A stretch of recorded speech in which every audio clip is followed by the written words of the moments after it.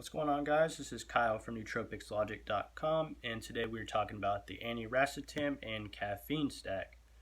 Now, I'm not a doctor, this is not medical advice, I'm just a normal guy that likes nootropics, and we're here to talk about it, okay?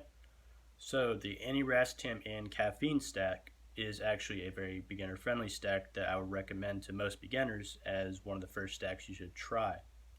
Reason for this is caffeine is actually the most widely used nootropic in the world as of this time, and aniracetam is very good for things like social anxiety. So if you tend to get jitters or too stimulated or anxious on caffeine, then aniracetam is going to smooth it out for you. Okay? So caffeine actually works by crossing the blood-brain barrier and antagonizes the adenosine receptors, which is actually what prevents you from getting tired. Now, this action also releases more acetylcholine, which is a very important neurotransmitter also involved with aniracetam. So aniracetam is actually a piracetam derivative, and it works really well for things like social anxiety, productivity, focus, memory, all those things that you would expect in a nootropic that affects acetylcholine. Okay?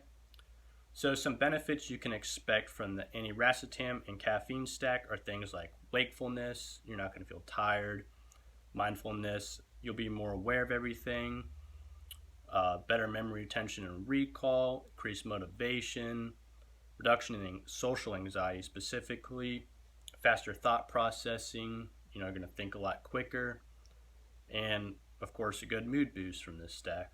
Alright? So those are some of the main benefits you can expect from aniracetam and caffeine stack. And for dosing, I would say that about 1,200 milligrams of aniracetam works pretty well. You can start with 750 milligrams if you choose to do so, but 1,200 milligrams is pretty good for aniracetam. And caffeine, you can do about 200 milligrams, more or less, just depending on how you feel, because one of the main things about this stack is that these two nootropics work pretty synergistically. And what that means is that specifically aniracetam and racetams in general are going to potentiate the effects of caffeine, which means that caffeine is going to seem a lot stronger. You might have to take less of it. It'll seem to last longer. It's just going to potentiate the effects of caffeine very well. So that's the main reason why you want to use aniracetam and caffeine stack.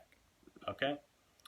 And so that's really all for this one, and I will talk to you guys later.